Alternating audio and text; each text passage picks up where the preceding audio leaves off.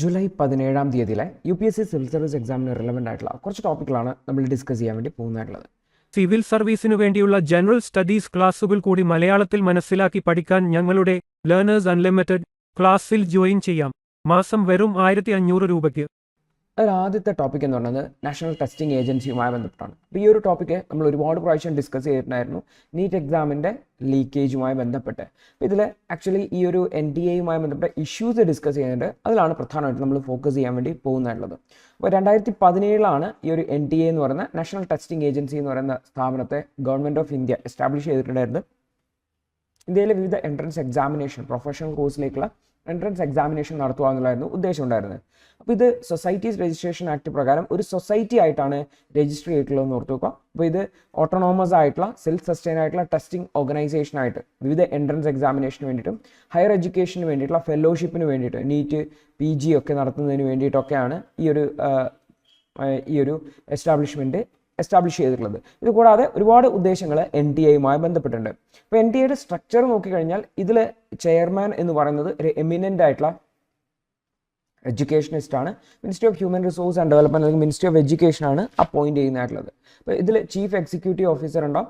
അതുപോലെ തന്നെ അദ്ദേഹമായിരുന്നു ഡയറക്ടർ ജനറൽ എന്ന് പറയുന്നത്. അദ്ദേഹമാണ് മെയിനായിട്ട് ഇതിൻ്റെ ആക്ടിവിറ്റീസ് നോക്കുന്നതായിട്ടുള്ളത്. ഇത് കൂടാതെ ഒരു ബോർഡ് ഓഫ് ഗവേണേഴ്സ് ഉണ്ടാവും. വിവിധ ഇൻസ്റ്റിറ്റ്യൂഷൻസ് എന്നുള്ള ബോർഡ് മെമ്പേഴ്സാണ് ബോർഡ് ഓഫ് ഗവേണേഴ്സിൽ ഉണ്ടാവുക. ഇവരൊക്കെയാണ് NTA-യുമായി ബന്ധപ്പെട്ട തീരുമാനങ്ങൾ എടുക്കുന്നതായിട്ടുള്ളത്. അപ്പോൾ ആക്ച്വലി റീസെൻ്റ്ലി NTA വളരെയധികം വാർത്തയിൽ വന്നു, കാരണം ക്വസ്റ്റ്യൻ പേപ്പർ ലീക്കേജുമായി ബന്ധപ്പെട്ട വിഷയങ്ങൾ.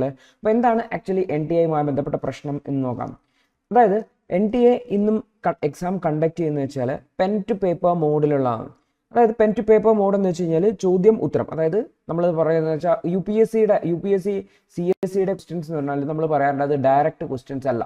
അതായത് നിങ്ങൾക്ക് നന്നായിട്ട് പഠിച്ച് മനസ്സിലാക്കിയിട്ടുണ്ടെങ്കിൽ മാത്രമേ അത് അറ്റൻഡ് ചെയ്യാൻ പറ്റുള്ളൂ. പക്ഷേ NTA നടത്തുന്ന എക്സാം അങ്ങനെയല്ല. അതായത് തത്ത പറയുന്നത് പോലെ നമ്മൾ പഠിച്ചു വെച്ചിട്ടുണ്ടെങ്കിൽ നമുക്ക് ആൻസർ അറ്റൻഡ് ചെയ്യാൻ വേണ്ടി പറ്റുന്നുള്ളതാണ്. അപ്പോൾ സ്വാഭാവികമായിട്ടും ഈ ഒരു pen to paper mode questions ആയതുകൊണ്ട് തന്നെ അതിൽ മാൽ പ്രാക്ടീസ് ചെയ്യാനുള്ള ഒരുപാട് സ്കോപ്പ് ഉണ്ട്. അതുപോലെ തന്നെ കാരണം ഏത് സ്റ്റേജിൽ വേണമെങ്കിലും ക്വസ്റ്റ്യൻ ലീക്ക് ആയി കഴിഞ്ഞാൽ വളരെ എളുപ്പത്തിൽ ഉത്തരം കണ്ടുപിടിക്കാൻ വേണ്ടി പറ്റും. ഉദാഹരണത്തിന് ക്വസ്റ്റ്യൻ പേപ്പർ സെറ്റ് ചെയ്യുന്ന സമയത്ത്, അത് പ്രിൻ്റ് ചെയ്യുന്ന സമയത്ത്, അത് ഡിസ്ട്രിബ്യൂട്ട് ചെയ്യുന്ന സമയത്ത്, അല്ലെങ്കിൽ അത് ഫൈനൽ ഡെലിവറി ചെയ്യുന്ന സമയത്ത്, ഏത് സമയത്ത് വേണമെങ്കിലും അതെന്ത് ചെയ്യാം, ലീക്ക് ആവാനുള്ള സാധ്യതയുണ്ട്.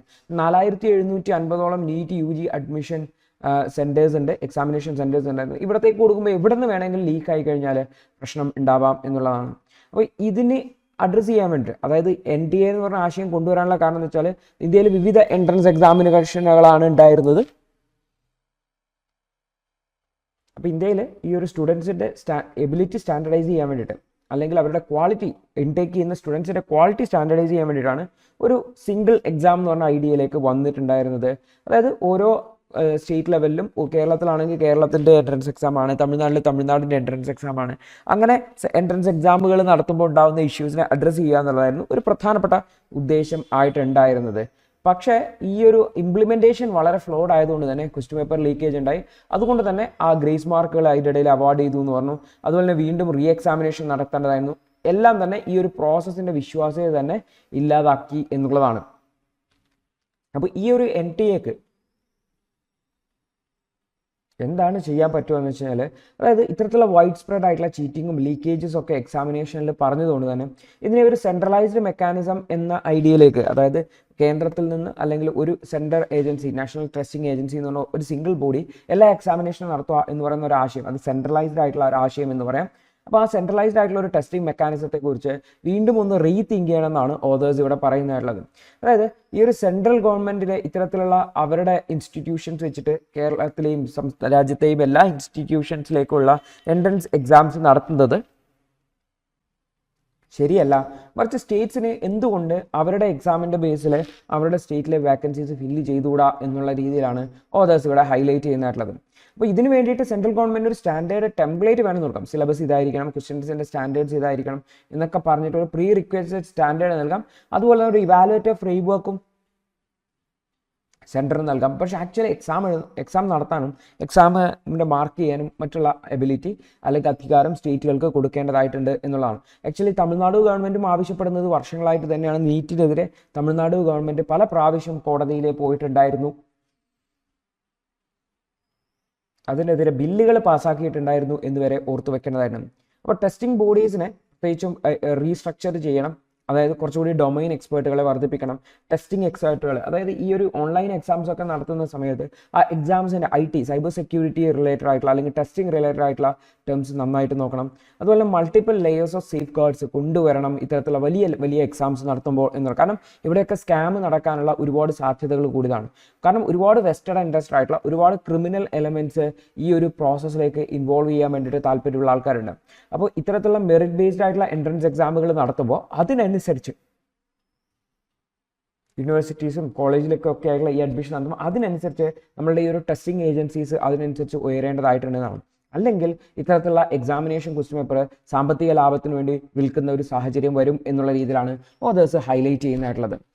അതേപോലെ തന്നെ ഡീസെൻട്രലൈസ് ചെയ്യുക എന്ന് പറയുമ്പോൾ അത് ആക്ച്വലി എക്സാം പ്രോസസ്സിൻ്റെ റിസ്ക് തന്നെ കുറക്കുവാണ് എന്നാണ് പറയുന്നത്. കാരണം ഒരു സെൻട്രൽ ബോഡിയിൽ നിന്ന് എല്ലാ സ്ഥലത്തേക്കും ഡിസ്ട്രിബ്യൂട്ട് ചെയ്യുന്നതാണ് ഇവിടെ ഓരോ ക്വസ്റ്റ്യൻ പേപ്പർ. അതുകൊണ്ട് തന്നെ ഈ ഒരു ലാർജ് സ്കെയിൽ ബെനിഫിറ്റ് സ്കാം ചെയ്യുന്ന ആൾക്കാരുണ്ടാവില്ല. ഇവിടെ സ്കാം ചെയ്യുന്ന ആൾക്കാർക്ക് ഒരു ക്വസ്റ്റ്യൻ പേപ്പർ ലീക്ക് ആയി കഴിഞ്ഞാൽ രാജ്യം മുഴുവൻ വേണമെങ്കിൽ അത് വിൽക്കാം എന്നുള്ളൊരു ബെനിഫിറ്റ് കൂടിയുണ്ട്. അപ്പോൾ സെൻട്രൽ ഗവൺമെൻറ് കൃത്യമായിട്ട് അവരുടെ റോള് കൃത്യമായിട്ട് ഡിഫൈൻ ചെയ്തുകൊണ്ട് ഈ ഒരു റോള് സംസ്ഥാനങ്ങൾക്ക് നൽകുന്നതായിരിക്കും ബെറ്റർ എന്നാണ് പറയുന്നുള്ളത്. അതുപോലെ സ്കൂൾ എഡ്യൂക്കേഷൻ റിജുവനേറ്റ് ചെയ്യുക എന്നുള്ള ഒരു സജഷനും ഓതേഴ്സ് ഹൈലൈറ്റ് ചെയ്യുന്നുണ്ട്. പ്രത്യേകിച്ചും national level common entrance examination നടത്തുമ്പോൾ എല്ലാ രാജ്യത്തെ എല്ലാ യൂണിവേഴ്സിറ്റികളും എല്ലാ കോളേജുകളും ഒരേ ലെവൽ ഓഫ് എഡ്യൂക്കേഷൻ അല്ല ലഭിക്കുന്നത് എന്നുള്ളതാണ്. പ്രത്യേകിച്ചും സ്കൂളുകളിൽ ഒരേല്ല. കാരണം സ്കൂളുകളിൽ പഠിച്ച കുട്ടികളാണ് ഈ എക്സാം എഴുതാൻ പോകുമ്പോൾ ചില പ്രത്യേക സ്കൂളുകളിൽ അല്ലെങ്കിൽ ചില പ്രത്യേക സിലബസുകളിൽ പഠിക്കുന്ന കുട്ടികൾക്ക് അഡ്വാൻറ്റേജ് കിട്ടുന്നതായിട്ടുള്ള പരാതി മുന്നേ പറയാറുണ്ട്. അപ്പോൾ പല സ്കൂളുകളിലും ഇന്ന് റിഡൻഡഡ് ആയിട്ട് ഡമ്മി സ്കൂളുകളായിട്ട് മാറിയിട്ടുണ്ട്. സ്കൂൾ എഡ്യൂക്കേഷൻ എന്ന് പറയുന്നത് അത്ര എഫക്റ്റീവ് അല്ല എന്നാണ്. അതിന് പകരം കോച്ചിങ് സെൻറ്റേഴ്സ് ഒരുപാട് മഷ്റൂം ചെയ്തിട്ടുണ്ട്. അതായത് പാരലൽ കോച്ചിങ് സെൻറ്റേഴ്സ്, അതായത് സ്കൂളിൽ പോകുന്നുണ്ട് പേരിന്, ബട്ട് ദ മെയിൻ സ്റ്റഡീസ് എല്ലാം നടക്കുന്നത് കോച്ചിങ് ഇൻസ്റ്റിറ്റ്യൂട്ടിലാണ് എന്നുള്ള ഒരു സിസ്റ്റം നമ്മുടെ രാജ്യത്ത് വന്നിട്ട്, അതായത് ആക്ച്വലി പ്രിപ്പയർ ചെയ്യുന്നത് ഈ ഒരു എൻട്രൻസ് എക്സാമിനേഷന് വേണ്ടി മാത്രമാണ്.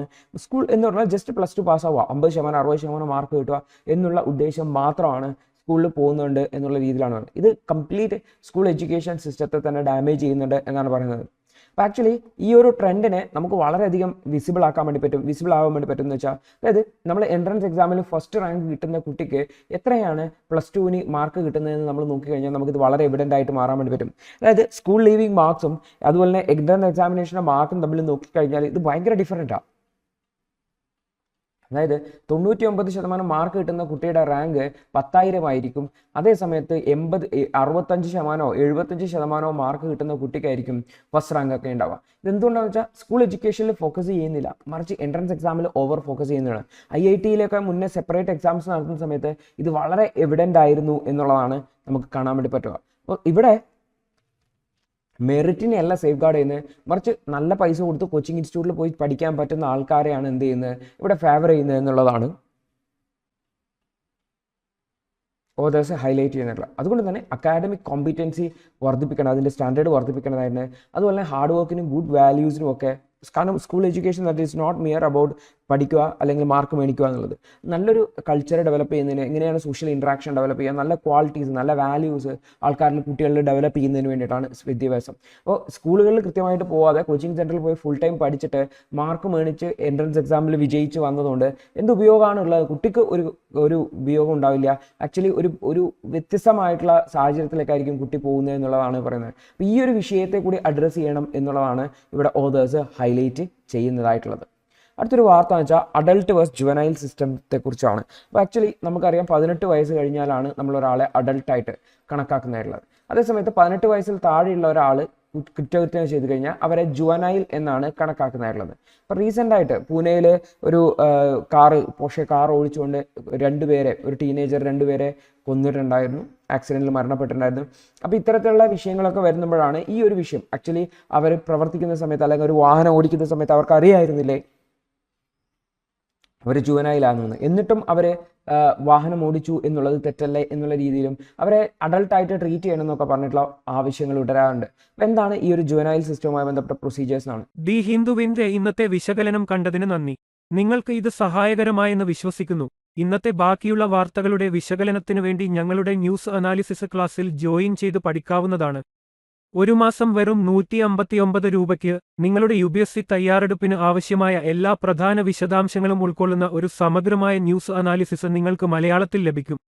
കൂടാതെ സിവിൽ സർവീസിനു വേണ്ടിയുള്ള ജനറൽ സ്റ്റഡീസ് ക്ലാസുകൾ കൂടി മലയാളത്തിൽ മനസ്സിലാക്കി പഠിക്കാൻ ഞങ്ങളുടെ ലേണേഴ്സ് അൺലിമിറ്റഡ് ക്ലാസ്സിൽ ജോയിൻ ചെയ്യാം. മാസം വെറും 1500 രൂപയ്ക്ക്.